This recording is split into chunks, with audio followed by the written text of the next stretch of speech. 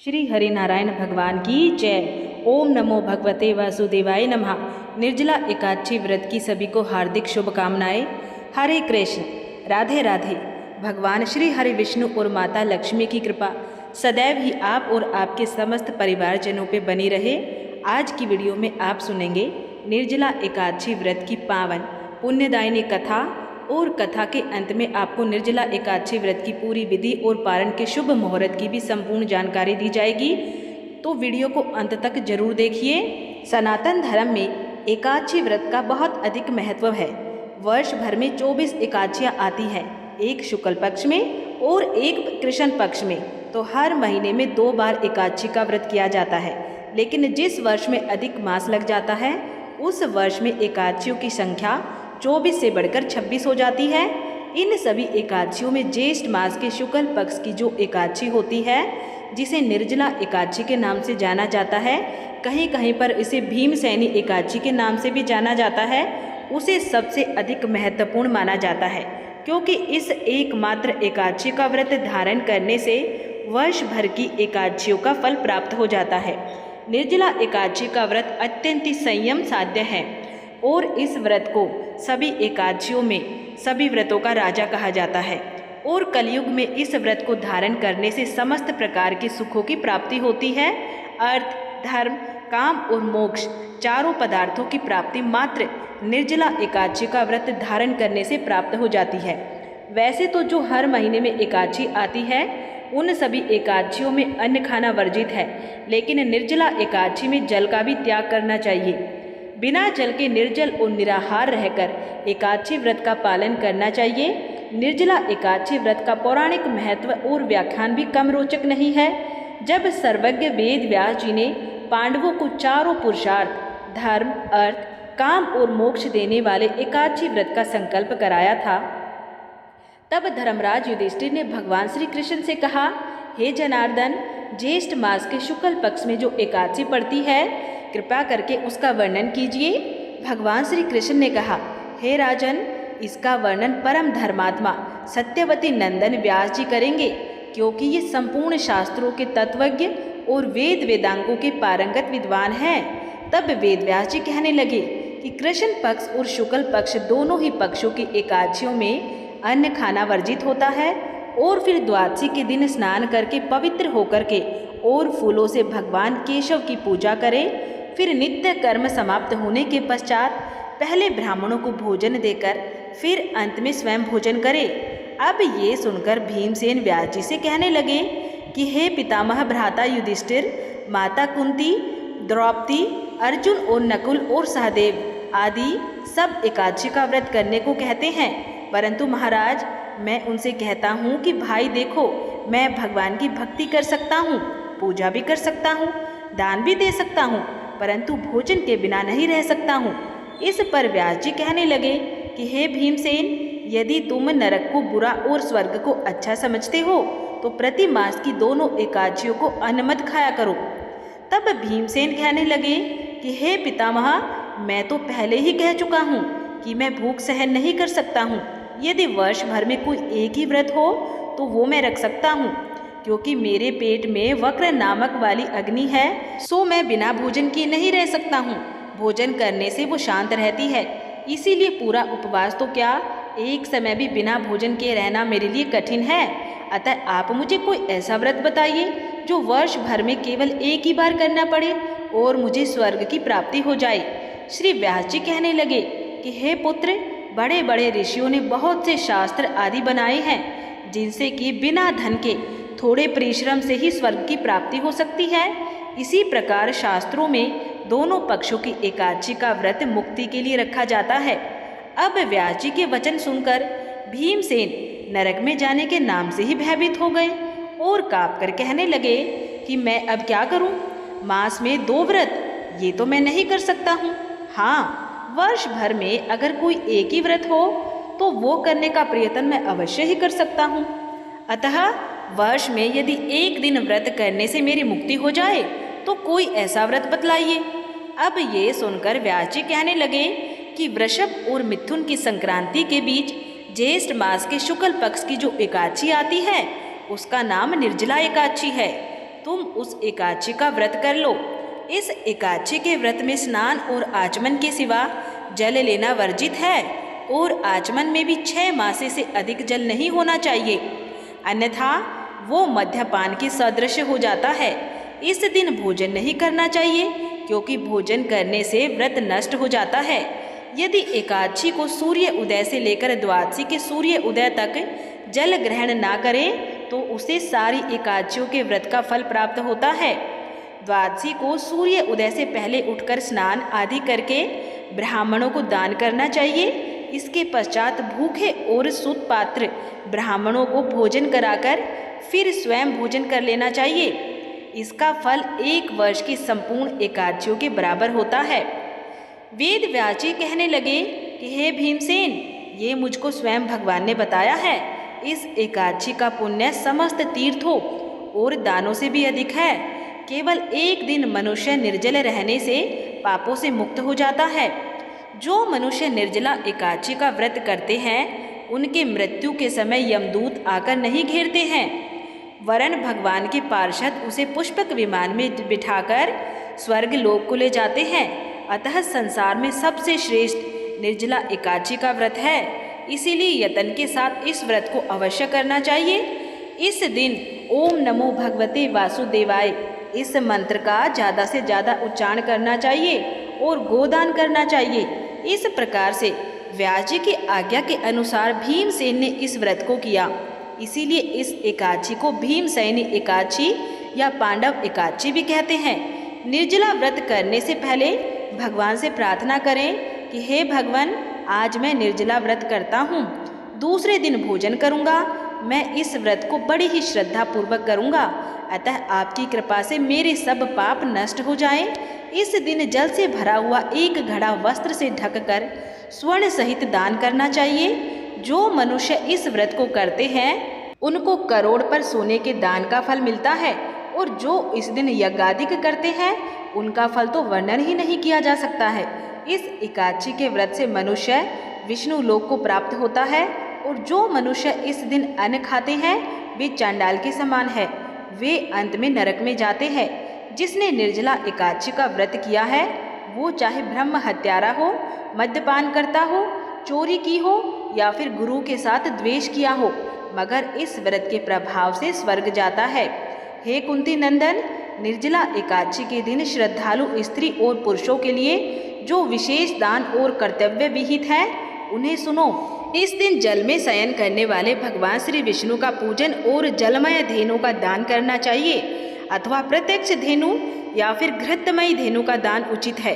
पर्याप्त दक्षिणा और भांति भांति के मिष्ठानों द्वारा यतन पूर्वक ब्राह्मणों को संतुष्ट करना चाहिए। ऐसा करने से ब्राह्मण अवश्य संतुष्ट होते हैं और उनके संतुष्ट होने पर श्री हरि मोक्ष प्रदान करते हैं। जिन्होंने शम, दम और दान में प्रवृत्त होकर श्री हरि की पूजा और रात्रि में जागरण करते हुए निर्जला एकादशी का व्रत किया है, उन्होंने अपने साथ ही बीती हुई 100 पीढ़ियों को और आने वाली 100 पीढ़ियों को भगवान वासुदेव के परम धाम में पहुंचा दिया है। निर्जला एकादशी के दिन अन्न, वस्त्र, गो, जल, शैया, सुंदर आसन, कमंडलू तथा छाता दान करना चाहिए। जो श्रेष्ठ तथा सुपात्र ब्राह्मण को जूता दान करता है वो सोने के विमान पर बैठकर स्वर्ग लोक में प्रतिष्ठित होता है। जो इस एकादशी की महिमा को भक्ति पूर्वक सुनता अथवा वर्णन करता है वो स्वर्ग लोक में जाता है।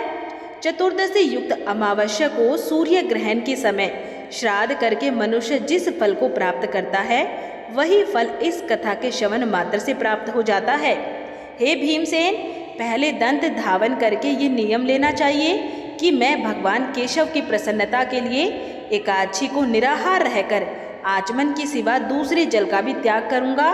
द्वादशी को देवेश्वर भगवान विष्णु का पूजन करना चाहिए।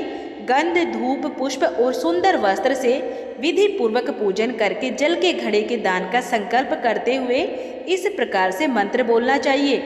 संसार सागर से तारने वाले हे देव ऋषिकेश, इस जल के घड़े का दान करने से आप मुझे परम गति की प्राप्ति कराइए। हे भीमसेन, ज्येष्ठ मास में शुक्ल पक्ष की जो शुभ एकादशी होती है उसका व्रत निर्जल ही करना चाहिए, और उस दिन श्रेष्ठ ब्राह्मणों को शक्कर के साथ जल के घड़े का दान करना चाहिए। ऐसा करने से मनुष्य भगवान श्री विष्णु के समीप पहुंचकर आनंद का अनुभव करता है। तत्पश्चात द्वादशी को ब्राह्मण भोजन कराने के बाद स्वयं भोजन करना चाहिए। जो इस प्रकार से पूर्ण रूप से पाप नाशिनी एकादशी का व्रत करता है वो सब पापों से मुक्त होकर आनंदमय पद को प्राप्त करता है। ज्येष्ठ मास के शुक्ल पक्ष की एकादशी के दिन ही भगवान श्री कृष्ण ने देवी रुक्मणी का हरण किया था, अतः ये एकादशी रुक्मणी हरण एकादशी के नाम से भी जानी जाती है। हरे कृष्ण। प्रेम से बोलिए भगवान श्री कृष्ण की जय। प्रिय भक्तों, निर्जला एकादशी के व्रत में एकादशी के व्रत की कथा के साथ में ही श्रीमद् भागवत गीता के 11वें अध्याय का पाठ भी अवश्य ही सुनना चाहिए। इससे परम पुण्य की प्राप्ति होती है। तो चलिए अब हम सुन लेते हैं श्रीमद् भागवत गीता के 11वें अध्याय का पाठ। इस अध्याय में अर्जुन ने श्री कृष्ण से प्रार्थना की कि वे अपनी अलौकिक शक्ति और विराट रूप के दर्शन कराए। अर्जुन की भक्ति और प्रेम को देखकर भगवान ने उन्हें दिव्य दृष्टि प्रदान की और अपना सर्वसमावेशक अनंत और विस्मयकारी रूप प्रकट किया। भगवान के इस रूप में अर्जुन को अनगिनत मुख, नेत्र, भुजाएं और अद्भुत आभूषण दिखाई दिए। उनका तेज हजारों सूर्यों के प्रकाश के समान था। उस रूप में संपूर्ण ब्रह्मांड, देवता, असुर और सृष्टि के सभी जीव समाहित थे। अर्जुन ने कहा, मुझ पर कृपा करने के लिए आपने जो परम गोपनीय आध्यात्मिक विषयक ज्ञान दिया है उस उपदेश से मेरा ये मोह दूर हो गया है। हे कमल नयन, मैंने आपसे समस्त सृष्टि की उत्पत्ति तथा प्रलय और आपकी अविनाशी महिमा का भी वर्णन विस्तार से सुना है। हे परमेश्वर, इस प्रकार ये जैसा आपके द्वारा वर्णित आपका वास्तविक रूप है मैं वैसा ही देख रहा हूँ, किंतु हे पुरुषोत्तम, मैं आपके ऐश्वर्य युक्त रूप को प्रत्यक्ष दर्शन करना चाहता हूँ।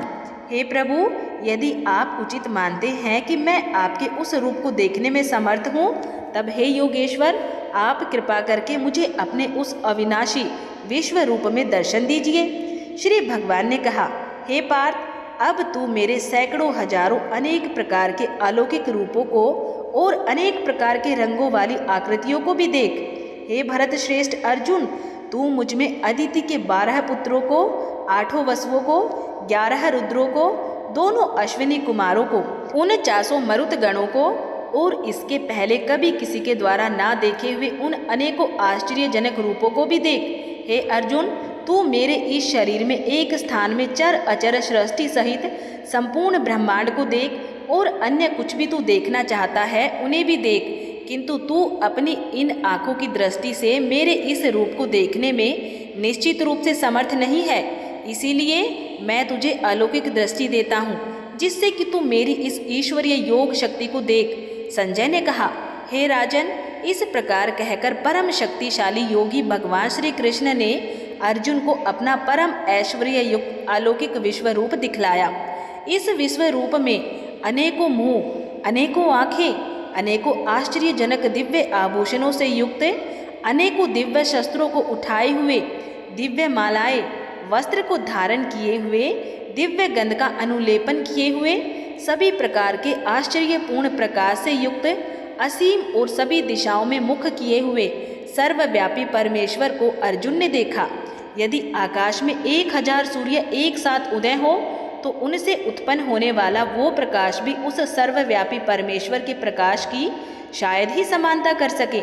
पांडुपुत्र अर्जुन ने उस समय अनेक प्रकार से अलग अलग संपूर्ण ब्रह्मांड को सभी देवताओं के भगवान श्री कृष्ण के उस शरीर में एक स्थान में स्थित देखा। तब आश्चर्यचकित, हर्ष से रोमांचित हुए शरीर से अर्जुन ने भगवान को सिर झुकाकर प्रणाम करके और हाथ जोड़ के प्रार्थना करते हुए कहा। अर्जुन ने कहा, हे भगवान श्री कृष्ण, मैं आपके शरीर में समस्त देवताओं को तथा अनेकों विशेष प्राणियों को एक साथ देख रहा हूँ और कमल के आसन पर स्थित ब्रह्मा जी को, शिव जी को, समस्त ऋषियों को और दिव्य सर्पों को भी देख रहा हूँ। हे विश्वेश्वर, मैं आपके शरीर में अनेकों हाथ, पेट, मुख और आँखें तथा चारों ओर से असंख्य रूपों को देख रहा हूँ। हे विश्वरूप, न तो मैं आपका अंत, न मध्य और न आदि को ही देख पा रहा हूँ। मैं आपको चारों ओर से मुकुट पहने हुए, गदा धारण किए हुए और चक्र सहित अपार तेज से प्रकाशित देख रहा हूँ और आपके रूप को सभी ओर से अग्नि के समान जलता हुआ सूर्य के समान चकाचौंध करने वाले प्रकाश को कठिनता से देख पा रहा हूँ। हे भगवान, आप ही जानने योग्य पर ब्रह्मा परमात्मा है। आप ही इस जगत के परम आधार हैं। आप ही अविनाशी सनातन धर्म के पालक हैं और मेरी समझ से आप ही अविनाशी सनातन पुरुष हैं। आप अनादि हैं, अनंत हैं और मध्य रहित हैं। आपकी महिमा अनंत है। आपकी असंख्य भुजाएं हैं। चंद्र और सूर्य आपकी आंखें हैं। मैं आपके मुख से जलती हुई अग्नि के निकलने वाले तेज के कारण इस संसार को तपते हुए देख रहा हूँ। हे महापुरुष, संपूर्ण आकाश से लेकर पृथ्वी तक के बीच केवल आप ही अकेले सभी दिशाओं में व्याप्त हैं और आपके इस भयंकर आश्चर्यजनक रूप को देखकर तीनों लोग भयभीत हो रहे हैं। सभी देवों के समूह आप में प्रवेश कर रहे हैं। उनमें से कुछ भयभीत होकर हाथ जोड़कर आपका गुणगान कर रहे हैं और महर्षि गण और सिद्धों के समूह कल्याण हो इस प्रकार कहकर उत्तम वैदिक स्तोत्रों द्वारा आपकी स्तुति कर रहे हैं। शिव के सभी रूप, सभी आदित्यगण, सभी वसु, सभी साध्यगण, संपूर्ण विश्व के देवता, दोनों अश्विनी कुमार तथा समस्त मरुतगण और पितरों का समूह, सभी गंधर्व, सभी यक्ष, समस्त राक्षस और सिद्धों के समूह, वो सभी आश्चर्यचकित होकर आपको देख रहे हैं। हे महाबाहु, आपके अनेकों मुख, आंखें, अनेकों हाथ, जंघा, पैरों, अनेकों पेट और अनेकों दांतों के कारण विराट रूप को देखकर सभी लोग व्याकुल हो रहे हैं और उन्हीं की तरह मैं भी व्याकुल हो रहा हूँ। हे विष्णु, आकाश को स्पर्श करता हुआ अनेकों प्रकाशमान रंगों से युक्त मुख को फैलाए हुए और आपकी चमकती हुई बड़ी बड़ी आंखों को देखकर मेरा मन भयभीत हो रहा है। मैं न तो धैर्य धारण कर पा रहा हूँ, न ही शांति को प्राप्त कर पा रहा हूँ। इस प्रकार दांतों के कारण विकराल और प्रलयंकारी की अग्नि के समान आपके मुख को देखकर मैं आपकी न तो कोई दिशा को जान पा रहा हूँ, न ही सुख पा रहा हूँ। इसलिए हे देवेश, हे जगन निवास, आप मुझ पे प्रसन्न हो। धृतराष्ट्र के सभी पुत्र अपने समस्त सहायक वीर राजाओं के सहित तथा पितामह भीष्म, द्रोणाचार्य, सूत पुत्र करण और हमारे पक्ष के भी प्रधान योद्धा भी आपके भयानक दांतों वाले विकराल मुख में तेजी से प्रवेश कर रहे हैं और उनमें से कुछ तो दांतों के दोनों शिरों के बीच में फंसकर चूर्ण होते हुए दिखाई दे रहे हैं। जिस प्रकार नदियों की अनेकों जलधाराएं बड़े वेग से समुद्र की ओर दौड़ती हुई प्रवेश करती हैं, उसी प्रकार सभी मनुष्य लोक के वीर योद्धा भी आपके आग उगलते हुए मुखों में प्रवेश कर रहे हैं। जिस प्रकार पतंगे अपने विनाश के लिए जलती हुई अग्नि में बड़ी तेजी से प्रवेश करते हैं, उसी प्रकार ये सभी लोग भी अपने विनाश के लिए बहुत तेजी से आपके मुखों में प्रवेश कर रहे हैं। हे विश्वव्यापी भगवान, आप उन समस्त लोगों को जलते हुए सभी मुखों द्वारा निकलते हुए सभी ओर से चाट रहे हैं और आपके भयंकर तेज प्रकाश की किरणें संपूर्ण ब्रह्मांड को आच्छादित करके झुलसा रही हैं। हे सभी देवताओं में श्रेष्ठ, कृपा करके आप मुझे बताइए कि आप इतने भयानक रूप वाले कौन हैं। मैं आपको नमस्कार करता हूँ, आप मुझ पे प्रसन्न हो। आप ही निश्चित रूप से आदि भगवान हैं। मैं आपको विशेष रूप से जानना चाहता हूँ क्योंकि मैं आपके स्वभाव को नहीं जानता हूँ। श्री भगवान ने कहा, मैं इस संपूर्ण संसार का नष्ट करने वाला महाकाल हूँ। इस समय इन समस्त प्राणियों का नाश करने के लिए लगा हुआ हूँ। यहाँ स्थिति सभी विपक्षी पक्ष के योद्धा तेरे युद्ध न करने पर भी भविष्य में नहीं रहेंगे। हे सव्यसाची, इसीलिए तू यश को प्राप्त करने के लिए युद्ध करने के लिए खड़ा हो और शत्रुओं को जीतकर सुख संपन्न राज्य का भोग कर। ये सभी पहले ही मेरे ही द्वारा मारे जा चुके हैं। तू तो युद्ध में केवल निमित्त बना रहेगा। द्रोण, भीष्म, जयद्रथ, करण और भी अन्य अनेक मेरे द्वारा मारे हुए इन महान योद्धाओं से तू बिना किसी भय से विचलित हुए युद्ध कर। इस युद्ध में तू ही निश्चित रूप से शत्रुओं को जीतेगा। संजय ने कहा। भगवान के इन वचनों को सुनकर अर्जुन ने हाथ जोड़कर बारंबार नमस्कार किया और फिर अत्यंत भय से कांपता हुआ प्रणाम करके अवरुद्ध स्वर से भगवान श्री कृष्ण से बोला। अर्जुन ने कहा, हे अंतर्यामी प्रभु, ये उचित ही है कि आपके नाम के कीर्तन से ही संपूर्ण संसार अत्यंत ही हर्षित होकर आपके प्रति अनुरुक्त हो रहा है तथा आसुरी स्वभाव के प्राणी आपके भय के कारण इधर उधर भाग रहे हैं और सभी सिद्ध पुरुष आपको नमस्कार कर रहे हैं। हे महात्मा, ये सभी श्रेष्ठ जन आपको नमस्कार क्यों न करें, क्योंकि आप ही प्रभ ब्रह्मा को भी उत्पन्न करने वाले हैं। हे अनंत, हे देवादिदेव, हे जगत के आश्रय, आप अविनाशी, समस्त कारणों के मूल कारण और आप ही परम तत्व हैं। आप आदि देव सनातन पुरुष हैं। आप इस संसार के परम आश्रय हैं। आप जानने योग्य हैं तथा आप ही जानने वाले हैं। आप ही परम धाम हैं और आपके ही द्वारा ये संसार अनंत रूपों में व्याप्त है। आप वायु, यम, अग्नि, वरुण, चंद्रमा तथा सभी प्राणियों के पिता ब्रह्मा भी हैं और आप ही ब्रह्मा के पिता भी हैं। आपको बारंबार नमस्कार है। आपको हजारों बार नमस्कार है, नमस्कार हो, फिर भी आपको बार बार नमस्कार है करता हूँ। हे असीम शक्तिमान, मैं आपको आगे से, पीछे से और सभी ओर से ही नमस्कार करता हूँ, क्योंकि आप ही सब कुछ है। आप अनंत पराक्रम के स्वामी हैं। आप ही से समस्त संसार व्याप्त है, अतः आप ही सब कुछ हैं। आपको अपना मित्र मानकर मैंने हठ पूर्वक आपको हे श्री कृष्ण, हे यादव, हे सखा, इस प्रकार आपकी महिमा को जाने बिना मूर्खतावश या प्रेमवश जो कुछ कहा है। हे अच्युत, यही नहीं, हंसी मजाक में, आराम करते हुए, सोते हुए, बैठते हुए या भोजन करते हुए, कभी अकेले में या कभी मित्रों के सामने मैंने आपका जो अनादर किया है, उन सभी अपराधों के लिए मैं क्षमा मांगता हूँ। आप इस चल और अचल जगत के पिता और आप ही इस जगत में पूजनीय आध्यात्मिक गुरु हैं।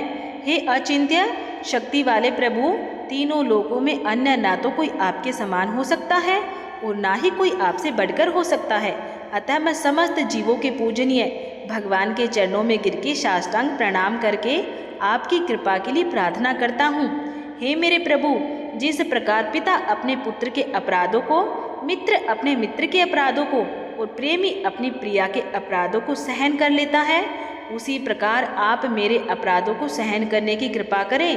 पहले कभी न देखे गए आपके इस रूप को देखकर मैं हर्षित हो रहा हूँ और साथ ही मेरा मन भय के कारण विचलित भी हो रहा है।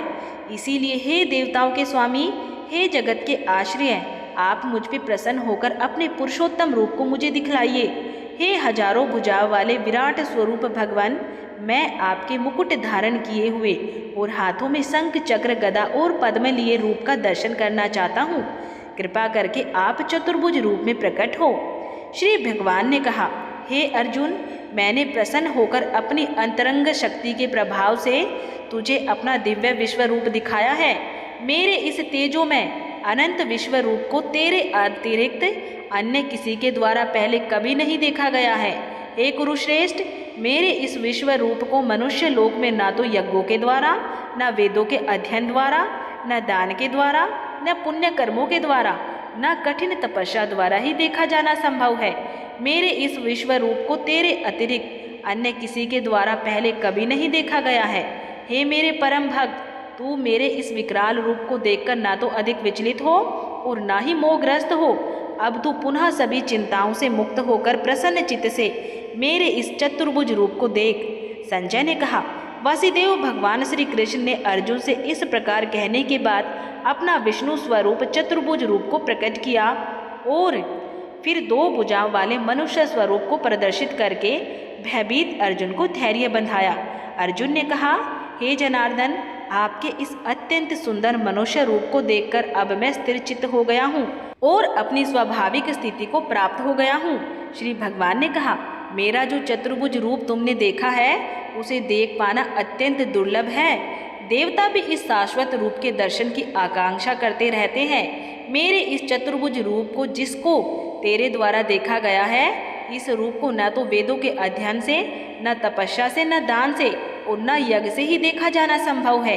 हे परतप्त अर्जुन, केवल अनन्य भक्ति के द्वारा ही मेरा साक्षात दर्शन किया जा सकता है, वास्तविक स्वरूप को जाना जा सकता है और इसी विधि से मुझ में प्रवेश भी पाया जा सकता है। हे पांडुपुत्र, जो मनुष्य केवल मेरी शरण होकर मेरे ही लिए संपूर्ण कर्तव्य कर्मों को करता है, मेरी भक्ति में स्थिर रहता है, सभी कामनाओं से मुक्त रहता है और समस्त प्राणियों से मैत्री भाव रखता है, वो मनुष्य निश्चित रूप से मुझे ही प्राप्त करता है। इस प्रकार उपनिषद, ब्रह्म विद्या तथा योग शास्त्र रूप श्रीमद् भगवत गीता के श्री कृष्ण अर्जुन संवाद में विश्व रूप दर्शन योग नाम का 11वां अध्याय संपूर्ण हुआ। बोलिए श्री कृष्ण भगवान की जय। अब 11वें अध्याय का महात्म्य सुनिए। श्री महादेव जी कहते हैं, प्रिय, गीता के वर्णन से संबंध रखने वाली कथा और विश्वरूप अध्याय के पावन महात्म्य को सुनो। विशाल नेत्रों वाली पार्वती, इस अध्याय के महात्म्य का पूरा वर्णन नहीं किया जा सकता है। इसके संबंध में कई कथाएं हैं, उनमें से एक कथा कहता हूँ। प्रणीता नदी के तट पर मेघंकर नाम से विख्यात एक बहुत बड़ा नगर है। उसकी चारों दीवार और द्वार बहुत ऊंचे ऊंचे हैं। वहाँ बड़े बड़े विश्राम गृह हैं, जहाँ के सोने के खंभे शोभा बढ़ा रहे हैं। उस नगर में श्रीमान, सुखी, शांत, सदाचारी तथा जितेंद्रिय मनुष्यों का निवास है। वहाँ हाथ में शारंग नामक धनुष धारण करने वाले जगदीश्वर भगवान श्री विष्णु विराजमान हैं। वे पर ब्रह्म के साकार स्वरूप हैं। उनका गौरवपूर्ण श्री विग्रह भगवती लक्ष्मी के नेत्र कमलों द्वारा पूजित होता है। भगवान की वो झांकी वामन अवतार की है। मेघ के समान उनका श्याम वर्ण तथा कोमल आकृति है। वक्ष स्थल पर श्री वत्स का चिन्ह शोभा पाता है। वे कमल और वनमाला से सुशोभित हैं। अनेक प्रकार के आभूषणों से सुशोभित हो भगवान वामन रतन से युक्त समुद्र के सदृश जान पड़ते हैं। पीताम्बर से उनके श्याम विग्रह की कांति ऐसी प्रतीत होती है मानो चमकती हुई बिजली से घिरा हुआ मेघ शोभा पा रहा हो। उन भगवान वामन का दर्शन करके जीव जन्म और संसार के बंधन से मुक्त हो जाता है। उस नगर में मेखला नामक महान तीर्थ है, जिसमें स्नान करके मनुष्य शाश्वत बैकुंठ धाम को प्राप्त होता है। वहाँ जगत के स्वामी करुणा के सागर भगवान नरसिंह का दर्शन करने से मनुष्य के 7 जन्मों के किए हुए घोर पाप से छुटकारा पा जाता है। जो मनुष्य मेखला में गणेश जी का दर्शन करता है, वो सदा दुस्तर विघ्नों से पार हो जाता है। उसी मेघंकर नगर में एक श्रेष्ठ ब्राह्मण थे, जो ब्रह्मचार्य परायण, ममता और अहंकार से रहित, वेद शास्त्रों में प्रवीण, जितेंद्रिय तथा भगवान वसुदेव के शरणागत थे। उनका नाम सुनंदन था। प्रिय, वे शारंग धनुष धारण करने वाले भगवान के पास गीता के 11वें अध्याय विश्व रूप दर्शन का पाठ किया करते थे। उस अध्याय के प्रभाव से उन्हें ब्रह्म ज्ञान की प्राप्ति हो गई थी।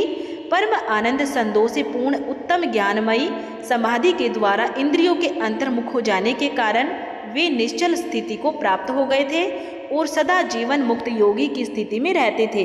एक समय जब बृहस्पति सिंह राशि पर स्थित थे, महायोगी सुनंद ने गोदावरी तीर्थ की यात्रा आरंभ की। वे क्रमशः विरज तीर्थ, तारा तीर्थ, कपिला संगम, अष्ट तीर्थ, कपिला द्वार, नरसिंह वन, अंबिकापुरी तथा करस्थानपुर आदि क्षेत्रों में स्नान और दर्शन करते हुए विवाद मंडप नामक नगर में आए। वहां उन्होंने प्रत्येक घर में जाकर अपने ठहरने के लिए स्थान मांगा, परंतु कभी भी उन्हें स्थान नहीं मिला।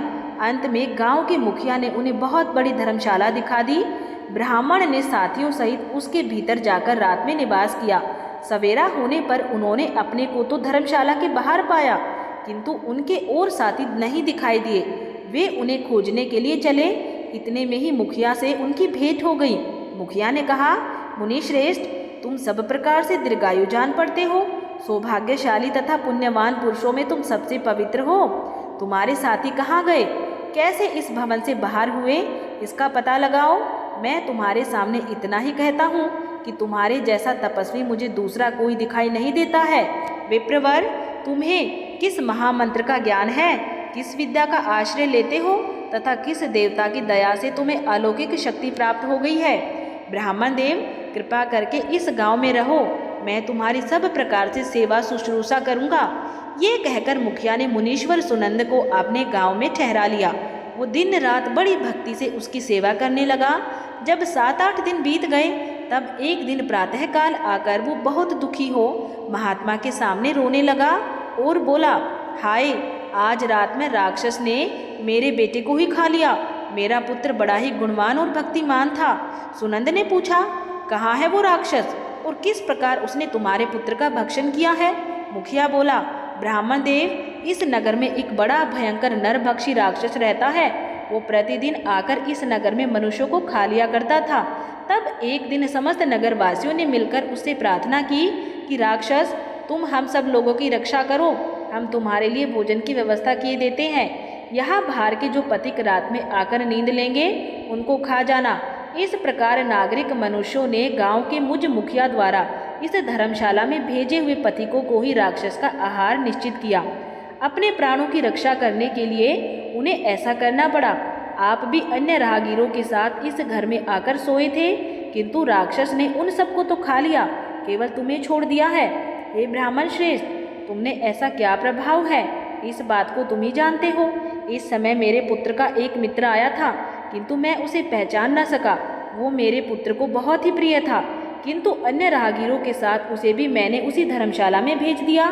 मेरे पुत्र ने जब सुना कि मेरा मित्र भी उसमें प्रवेश कर गया है, तब वो उसे वहाँ से ले आने के लिए गया, परंतु राक्षस ने उसे भी खा लिया। आज सवेरे मैंने बहुत दुखी होकर उस पिशाच से पूछा, ओ दुष्टात्मन, तूने रात में मेरे पुत्र को भी खा लिया? तेरे पेट में पड़ा हुआ मेरा पुत्र जिससे जीवित हो सके ऐसा कोई उपाय यदि हो तो बता। राक्षस ने कहा, मुखिया, धर्मशाला के भीतर घुसे हुए तुम्हारे पुत्र को न जानने के कारण मैंने भक्षण किया है। अन्य पथिकों के साथ तुम्हारा पुत्र भी अनजाने में ही मेरा ग्रास बन गया है। वो मेरे उदर में जिस प्रकार जीवित और रक्षित रह सकता है, वो उपाय स्वयं विधाता ने ही कर दिया है। जो ब्राह्मण सदा गीता के 11वें अध्याय का पाठ करता हो, उसके प्रभाव से मेरी मुक्ति होगी और मरे हुओं को पुनः जीवन प्राप्त होगा। यहाँ कोई ब्राह्मण रहते हैं जिनको मैंने एक दिन धर्मशाला से बाहर कर दिया था। वे निरंतर गीता के 11वें अध्याय का जप किया करते हैं। इस अध्याय के मंत्र से 7 बार अभिमंत्रित करके यदि वो मेरे ऊपर जल का छींटा दे तो निसंदेह ही मेरा शाप से उद्धार हो जाएगा। इस प्रकार उस राक्षस का संदेश पाकर मैं तुम्हारे निकट आया हूँ। ग्रामपाल बोला, हे ब्राह्मण, पहले इस गांव में कोई किसान ब्राह्मण रहता था। एक दिन वो अगहनी के खेत की क्यारियों की रक्षा करने में लगा था। वहां से थोड़ी ही दूरी पर एक बहुत बड़ा गिद्ध किसी राहगीर को मार के खा रहा था। उसी समय एक तपस्वी कहीं से आ निकले और उस राहगीर को दूर से ही दया दिखाते हुए आ रहे थे। गिद्ध उस राहगीर को खाकर आकाश में उड़ गया। तब उस तपस्वी ने उस किसान से कहा, ओ दुष्ट हलवाहे, तुझे धिक्कार है, तू बड़ा ही कठोर और निर्दयी है। दूसरे की रक्षा से मुंह मोड़कर केवल पेट पालने के धंधे में लगा है। तेरा जीवन नष्ट प्राय है। अरे, शक्ति होते हुए भी जो चोर, दाढ़ वाले जीव, सर्प, शत्रु, अग्नि, विष, जल, गिद्ध, राक्षस, भूत या बेताल आदि के द्वारा घायल हुए मनुष्यों की उपेक्षा करता है, वो उनके वध का फल पाता है। जो शक्तिशाली होकर भी चोर आदि के चंगुल में फंसे हुए ब्राह्मण को छुड़ाने की चेष्टा नहीं करता है, वो घोर नरक में पड़ता है और पुनः भेड़िए की योनि में जन्म लेता है। जो वन में मारे जाते हुए तथा गिद्ध और व्याघ्र की दृष्टि में पड़े हुए जीव की रक्षा के लिए छोड़ो छोड़ो की पुकार करता है, वो परम गति को प्राप्त होता है। जो मनुष्य गौ की रक्षा के लिए व्याघ्र, भील तथा दुष्ट राजाओं के हाथ से मारे जाते हैं, वे भगवान श्री विष्णु के परम पद को प्राप्त होते हैं, जो योगियों के लिए भी दुर्लभ है। सहस्त्र अश्वमेध और 100 वाजपेयी यज्ञ मिलकर शरणागत रक्षा की 16वीं कला के बराबर भी नहीं हो सकते हैं। दिन तथा भयभीत जीव की उपेक्षा करने से पुण्यवान पुरुष भी समय आने पर कुंभीपाक नामक नरक में पकाया जाता है। तूने दुष्ट गिद्ध के द्वारा खाए जाते हुए राही को देखकर उसे बचाने में समर्थ होते हुए भी जो उसकी रक्षा नहीं की है, इससे तू निर्दयी जान पड़ता है, अतः तू राक्षस हो जा। हलवाहा बोला, महात्मन, मैं यहाँ उपस्थित अवश्य था, किंतु मेरे नेत्र बहुत देर से खेत की रक्षा में लगे थे, अतः पास होने पर भी गिद्ध के द्वारा मारे जाते हुए इस मनुष्य को मैं नहीं देख सका हूँ, अतः मुझे दीन पर आपको अनुग्रह करना चाहिए। तपस्वी ब्राह्मण ने कहा, जो प्रतिदिन गीता के 11वें अध्याय का जप करता है, उस मनुष्य के द्वारा अभिमंत्रित जल जब तुम्हारे मस्तक पर पड़ेगा, उस समय तुम्हें शाप से छुटकारा मिल जाएगा। ये कह के तपस्वी ब्राह्मण चले गए और वे हलवाहा राक्षस हो गया। अतः द्विज श्रेष्ठ, तुम चलो और 11वें अध्याय से तीर्थ के जल को अभिमंत्रित करो, फिर अपने ही हाथ से उस राक्षस के मस्तक पर उसे छिड़क दो। मुखिया की ये सारी प्रार्थना सुनकर ब्राह्मण के हृदय में करुणा भर आई। वो बोले, बहुत अच्छा। उसके साथ राक्षस के निकट चले गए। वे ब्राह्मण योगी थे। उन्होंने विश्वरूप दर्शन नामक 11वें अध्याय से जल अभिमंत्रित करके उस राक्षस के मस्तक पे डाला। गीता के 11वें अध्याय के प्रभाव से वो शाप से मुक्त हो गया। उसने राक्षस देह का परित्याग करके चतुर्भुज धारण कर लिया तथा उसने जिन सहस्त्रों प्राणियों का भक्षण किया था, वे भी शंख चक्र और गदा धारण किए हुए चतुर्भुज रूप हो गए। तत्पश्चात वे सभी विमान पर सवार हुए। मुखिया ने राक्षस से कहा, निशाचर, मेरा पुत्र कौन है, उसे दिखाओ। उसके यूं कहने पर दिव्य बुद्धि वाले राक्षस ने कहा, ये जो तमाल के समान श्याम, चार भुजाधारी, मणिक के मुकुट से सुशोभित तथा दिव्य मणियों के बने हुए कुंडलों से अलंकृत है, हार पहनने के कारण जिनके कंधे मनोहर प्रतीत होते हैं, जो सोने के भुजबंदों से विभूषित, कमल के समान नेत्र वाले, हाथ में कमल लिए हुए हैं और दिव्य विमान पर बैठकर देवत्व को प्राप्त हो चुके हैं, इन्हीं को अपना पुत्र समझो। ये सुनकर मुखिया ने उसी रूप में अपने पुत्र को देखा और उसे अपने घर ले जाने चाहा। ये देख के उसका पुत्र हंस पड़ा और इस प्रकार कहने लगा, मुखिया, कई बार तुम भी मेरे पुत्र बन चुके हो। पहले मैं तुम्हारा पुत्र था, किंतु अब देवता हो गया हूँ। इन ब्राह्मण देवता के प्रसाद से बैकुंठ धाम को जाऊंगा। देखो, ये निशाचर भी चतुर्भुज रूप को प्राप्त हो गया। 11वें अध्याय के महात्म्य से ये सब लोगों के साथ श्री विष्णु धाम को जा रहा है। अतः तुम भी इन ब्राह्मण देव से गीता के 11वें अध्याय का अध्ययन करो और निरंतर उसका जप करते रहो। इसमें संदेह नहीं है कि तुम्हारी भी ऐसी ही उत्तम गति होगी। तात, मनुष्यों के लिए साधु पुरुषों का संग सर्वथा दुर्लभ है, वो भी इस समय तुम्हें प्राप्त है। अतः अपना अभीष्ट सिद्ध करो। धन, भोग, दान, यज्ञ, तपस्या और पूर्व कर्मों से क्या लेना है। विश्व रूप अध्याय के पाठ से ही परम कल्याण की प्राप्त हो जाती है। सच्चिदानंद स्वरूप श्री कृष्ण नामक ब्रह्मा के मुख से कुरुक्षेत्र में अपने मित्र अर्जुन के प्रति जो अमृतमय उपदेश निकला था, वही श्री विष्णु का परम तात्विक रूप है। तुम उसी का चिंतन करो। वो मोक्ष के लिए प्रसिद्ध रसायन, संसार भय से डरे हुए मनुष्यों की आदि व्याधि का विनाशक तथा अनेक जन्म के दुखों का नाश करने वाला है। मैं उसके सिवा दूसरे किसी साधन को ऐसा नहीं देखता हूँ, अतः उसी का अभ्यास करो। श्री महादेव जी कहते हैं। ये कहकर वो सबके साथ श्री विष्णु के परम धाम को चला गया। तब मुखिया ने ब्राह्मण के मुख से उस अध्याय को पढ़ा। फिर वे दोनों ही उसके महात्म्य से विष्णु धाम को चले गए। ये पार्वती, इस प्रकार तुम्हें 11वें अध्याय की महात्म्य की कथा सुनाई है। इसके श्रवण मात्र से ही महान पातकों का नाश हो जाता है। बोले श्री कृष्ण भगवान की जय। लक्ष्मीपति श्री हरिनारायण भगवान की जय। जो भक्त इस पूरी कथा को एकाग्रचित होकर बिना बीच में छोड़े श्रवण करते हैं, वे अनंत पुण्यों के भागीदार बनते हैं। कथा को पूरा सुनने का महत्व ही यही है कि हमारे जीवन के सारे संताप, सारे कष्ट वैसे ही मिट जाते हैं। आज इस कथा के पूर्ण होने पर मैं उस परम पिता परमात्मा श्री हरि विष्णु से ये करबद्ध प्रार्थना करती हूँ कि उनका आशीर्वाद आप सभी श्रोताओं पर हमेशा के लिए बना रहे। आपके परिवार में कोई भी रोग से ग्रसित ना रहे, आपके घर में धन धान्य की कोई कमी ना रहे, आपके जीवन के सारे रोग, सारे शोक, सारे पाप दूर हो जाएं। आप सभी के हृदय में दीन दयाल जैसी निश्चल भक्ति और प्रभु के प्रति अटूट प्रेम उत्पन्न हो जाए।